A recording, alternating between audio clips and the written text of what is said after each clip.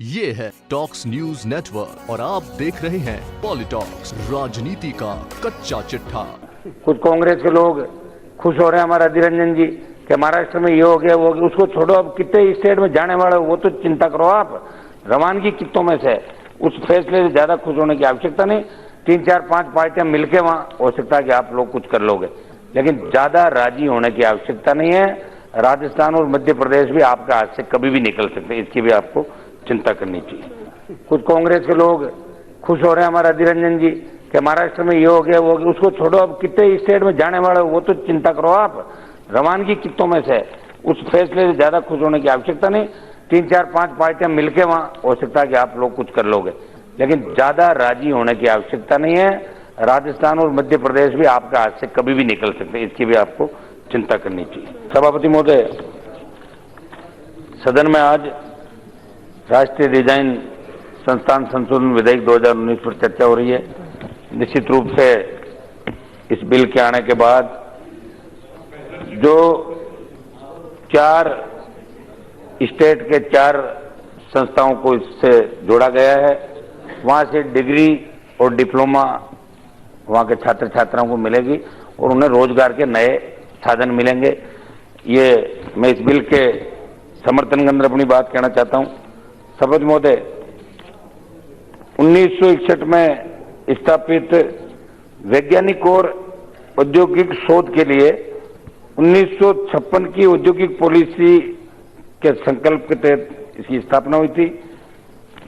इस बिल के आने से 4 स्टेट हमारे, जो आंध्र प्रदेश में अमरावती, मध्य प्रदेश के भोपाल, आसाम के जोरहाट और हरियाणा के कुरुक्षेत्र के नए केंद्रों को इस कानून के दायरे में लाकर राष्ट्रीय महत्व के संस्थान घोषित किया जाएगा। इसका बहुत बड़ा फायदा इन इंस्टीट्यूट के अंदर जो बच्चे पढ़ रहे हैं उनके अंदर खुशी की लहर है, हर्ष की लहर है। लेकिन इसमें जो आज से पहले बैच निकले थे उनके बारे में भी एक यहाँ से क्वेश्चन रेज किया गया था। निश्चित रूप से उनको भी इसका कैसे फायदा मिले, इस बारे में भी सरकार के संज्ञान में मैं मेरी बात इसलिए लाना चाहता हूं। मैं विश्वविद्यालय कॉलेज की राजनीति से आया हूं और हमेशा बेरोजगारों के लिए रोजगार को लेके बड़े आंदोलन भी किए और यहां भी रोजगार को लेके हमेशा मेरी बात रखता हूं। और मैं धन्यवाद दूंगा मोदी जी की सरकार का कि जब से सरकार का गठन हुआ उसके बाद एक से एक अच्छे बिल आए और अब जिस तरह बेरोजगारों के लिए और किसानों के लिए हमें उम्मीद है कि सबसे पहले धारा 370 और 35 है जरूरी थी, उसके बाद राम मंदिर का फैसला जरूरी था। सभापति महोदय, मैं राष्ट्रीय डिजाइन संस्थानों को राष्ट्रीय महत्व के संस्थान का दर्जा मिलने से डिजाइन शिक्षा सामाजिक तौर पर अधिक समावेशी होगी। इसके अलावा इससे कृषि, स्वास्थ्य सेवा और परिवहन सहित विभिन्न क्षेत्रों में डिजाइन की जरूरतों को पूरा करने में भी मदद मिलेगी।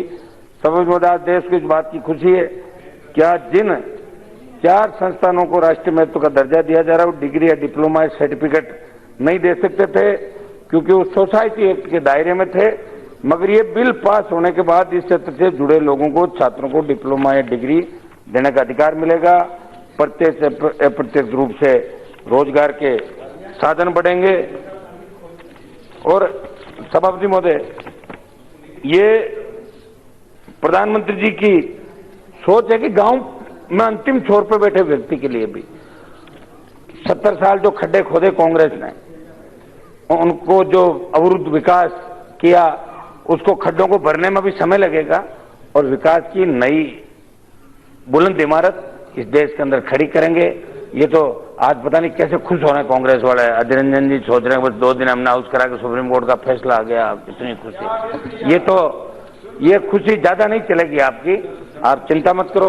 है बिल पर, हाँ जब चलेगी, जब सरकार चलेगी नहीं आपसे खींचतान हो जाएगी वहां भी। सभापति महोदय, वैसे तो मैं बिल पे बोल रहा हूँ, मैं राजनीति पे आ गया, वापिस बिल पे आ रहा हूं मैं।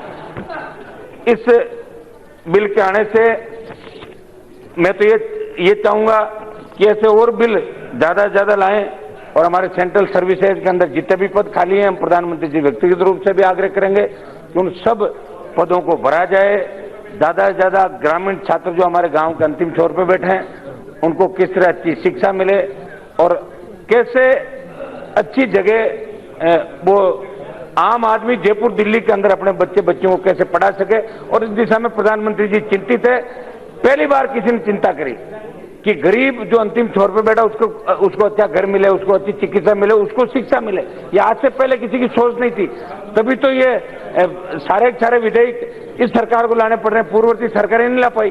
तो मैं इस बिल का समर्थन करता हूं और धन्यवाद देता हूं सरकार को कि ऐसे नए नए बिल लाए जो आम आदमी, गरीब आदमी के हितों की रखवाली करे, ध्यान दे। बहुत बहुत आपको धन्यवाद। धन्यवाद। माननीय सांसद श्री मालूक नागर जी। स्पीकर साहब बहुत बहुत ये है टॉक्स न्यूज नेटवर्क और आप देख रहे हैं पॉलिटॉक्स, राजनीति का कच्चा चिट्ठा।